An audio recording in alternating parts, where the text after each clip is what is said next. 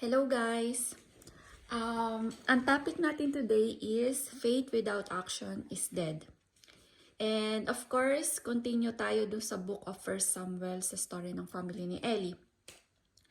And gusto ko lang sabihin sa inyo yung about sa hatol ng Diyos, yung sinabi niyang nakapagpasya na siyang patayin ng mga anak ni Eli. Gusto ko lang i-explain kasi baka malito kayo na baka isipin nyo is napaka sobrang harsh naman ng Diyos na ganun magalit na pag nagalit sige papatayin kita, ganun. Hindi ganon ng Diyos. In fact, sa Psalms 86 verse 15 nakasulat, "Ngunit kayo, Panginoon, ay Diyos na nagmamalasakit at mahabagin. Wagas ang pag-ibig nyo at hindi madaling magalit." So, ito ang Diyos. Hindi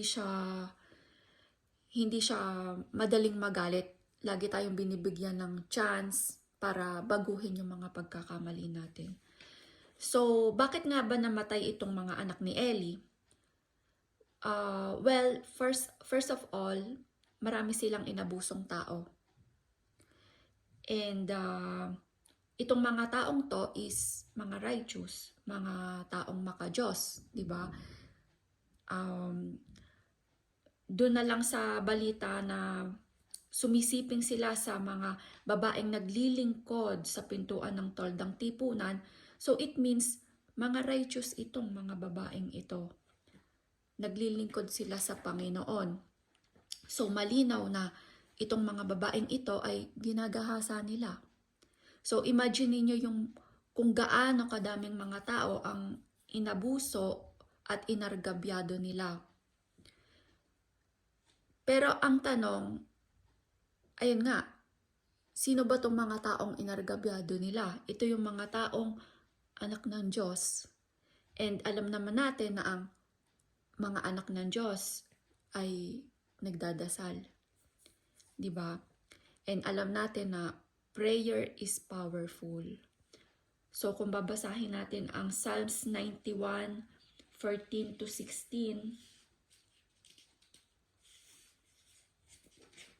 nakalagay, sinabi ng Diyos, "Ililigtas ko at iingatan ang umiibig at kumikilala sa akin. Kapag tumawag siya sa akin, sasagutin ko siya sa oras ng kaguluhan. Sasamahan ko siya, ililigtas ko siya at pararangalan. Bibigyan ko siya ng mahabang buhay at ipapakita ko sa kanya ang aking pagliligtas."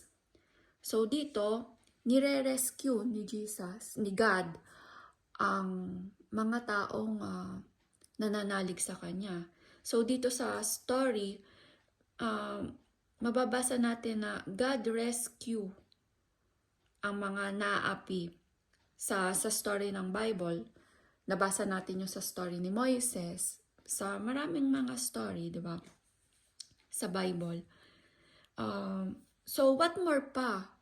Nire-rescue nga niya yung mga mga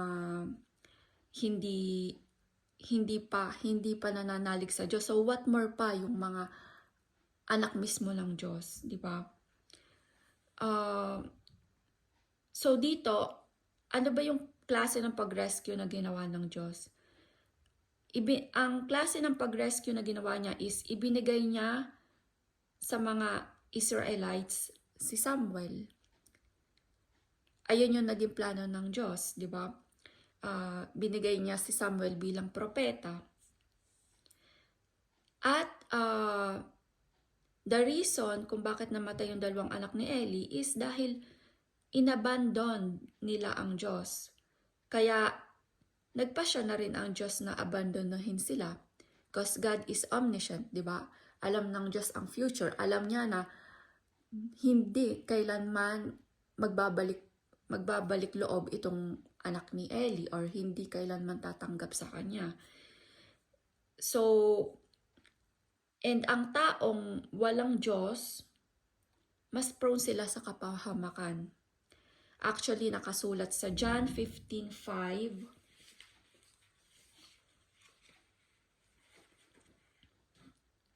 Ako ang puno ng ubas at kayo ang aking mga sanga. Ang taong nananatili sa akin at ako rin sa kanya ay mamumunga ng marami. Sapagkat wala kayong magagawa kung hiwalay kayo sa akin. So, ang taong hiwalay sa Diyos, walang magagawa. Kumbaga, prone sila sa kapahamakan kung will nila ang naghahari sa buhay nila at hindi will ni God. So, kung babasahin natin ang 1 Samuel 4, 1 to 22,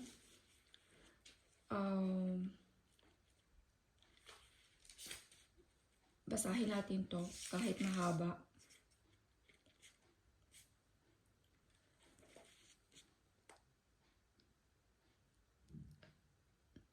Nakuha ng mga Filisteo ang kahon ng kasunduan. Nagkaroon ng digmaan sa pagitan ng mga Israelita at mga Filisteo ng mga panahong iyon. Nagkampo ang mga Israelita sa Ebezener at ang mga Filisteo naman ay sa Afek. Sinugod ng mga Filisteo ang mga Israelita at tinalo ang mga ito. 4,000 Israelita ang napatay nila. Pagkatapos ng digmaan, bumalik ang mga natirang Israelita sa kampo nila. Tinanong sila ng mga tagapamahala ng Israel, bakit hinayaan ng Diyos na matalo tayo ng mga Filisteo? Mabuti pa siguro kunin natin ang kahon ng kasunduan sa Shilo para samahan tayo ng Panginoon at iligtas tayo sa mga kalaban natin. Kaya ipinakuha nila sa Shilo ang kahon ng kasunduan ng Panginoong makapangyarihan. Ang takip ng kahon ay may estatwa ng 2 kerubin at nananahan sa kalagitnaan nito ang Panginoon. Sumama sa pagdala ng kahon ng kasunduan ang 2 anak ni Eli na si Hofni at Phinehas. Nang madala na ang kahon ng kasunduan doon sa kampo, sumigaw ng malakas ang mga Israelita sa kasiyahan at yumanig ang lupa. Nang marinig ng mga Filisteo ang sigawan ng mga Israelita, nagtanong sila, bakit kaya sumisigaw ang mga Hebreyo sa kanilang kampo? Nang malaman nila na ang kahon ng Panginoon ay nasa kampo ng mga Israelita, natakot sila at sinabi, may dumating na Diyos sa kampo ng mga Israelita. Nanganganib tayo. Kahit kailan hindi pa nangyayari ang ganito sa atin. Nakakaawa tayo. Sino ang maliligtas sa atin sa mga makapangyarihan nilang Diyos? Sila rin ang mga Diyos na pumatay sa mga Egyptyo sa mga Egyptian sa disyerto sa pamamagitan ng iba't ibang mga salot. Kaya magpakatatag tayo dahil kung hindi magiging alipin tayo ng mga Hebreyo gaya ng pag-aalipin natin sa kanila. Labanan natin sila. Kaya nakipaglaban ang mga Filisteo at natalo ang mga Israelita. Napakarami ng napatay. 30,000 ang napatay ng mga Israelita.